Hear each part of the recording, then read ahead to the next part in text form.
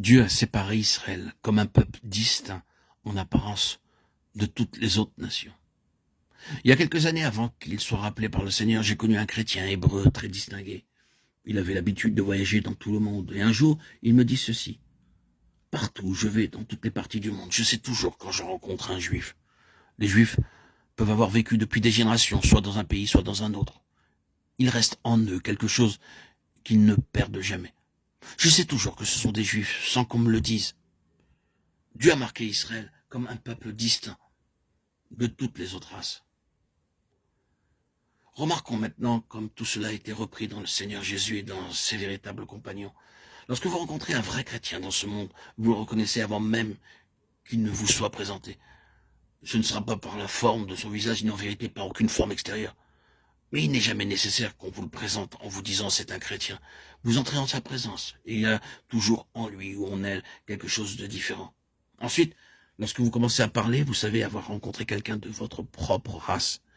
Ces traits extérieurs peuvent être ceux d'un Chinois, d'un Indien, d'un Anglais, d'un Français ou de toute autre nation, mais il y a toujours des traits spirituels qui le marqueront comme différent de tous les autres. Il reconnaissait que Pierre et Jean avaient été avec Jésus, acte 4, 13. C'est une vérité, mais il nous faut garder très saintement cette vérité. Il y a beaucoup de personnes qui portent le nom de Christ et qui ne peuvent être distinguées du monde. Cependant, notre point est celui-ci. Toute pensée de Dieu exprimée sous l'une de ces 1000 formes différentes, si elle a été perdue par Israël, est reprise en Jésus-Christ et est transférée par lui à ses compagnons. Les compagnons de Christ tirent toujours quelque chose de son caractère. C'est la raison pour laquelle quelqu'un leur a donné le nom de chrétien. Ce fut à Antioche que pour la première fois on donna aux disciples le nom de chrétien. Acte 11, 26.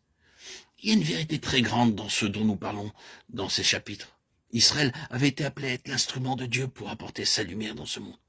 Il avait levé ce peuple pour être une lumière pour toutes les nations. Toutes les nations devaient arriver à connaître Dieu par Israël, à voir ce qu'il est et à entrer dans sa connaissance. Israël était établi au sein des nations pour être la lumière du monde. Dieu désirait se refléter sur cette terre par Israël. Dieu voulait se refléter sur cette terre par Israël. Et il voulait que sa lumière tombe sur Israël comme un miroir pour se refléter ensuite d'Israël et éclairer toutes les nations. Il y a eu des moments où cela se réalisa dans une certaine mesure, mais quelle tragédie est devenue Israël à cet égard. Le moment arriva où Dieu fut voilé par Israël au lieu d'être révélé. Israël devint une terrible contradiction de Dieu. Lorsque nous prenons nos évangiles et que nous y lisons toutes ces discussions qui eurent lieu entre Jésus et les chefs d'Israël et tout ce qu'il y avait en eux, qui étaient les chefs juifs, la manière dont ils se conduisaient, la manière dont ils parlaient, l'esprit qu'ils manifestaient, nous disons oui, si Dieu était cela, je ne voudrais pas être lié à lui. Ce peuple est une terrible contrefaçon de Dieu.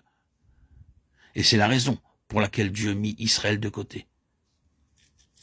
Mais à cet égard, il n'a pas abandonné sa pensée. C'est à ce moment où Israël allait être rejeté que le Fils de Dieu vint dans ce monde. Et il reprit la pensée de Dieu qui aurait dû être réalisée en Israël.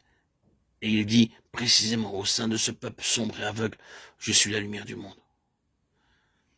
Israël a failli à sa tâche. Je prends la place d'Israël et en moi et par moi le monde saura qui est Dieu. Pendant que je suis dans le monde, je suis la lumière du monde. Celui qui me suit ne marchera pas dans les ténèbres, mais il aura la lumière de la vie. Jean 8, 11. Dieu avait toujours désiré que les races de ce monde aient la lumière de la vie, la lumière qui donne la vie, la lumière qui libère. Si donc le Fils vous a affranchi, vous serez réellement libre. Jean 8, 36. Comment le Fils nous affranchit-il? Vous connaîtrez la vérité, et la vérité vous affranchira. Jean 8, 32. Je suis la lumière du monde, et l'effet de la lumière est d'affranchir les hommes.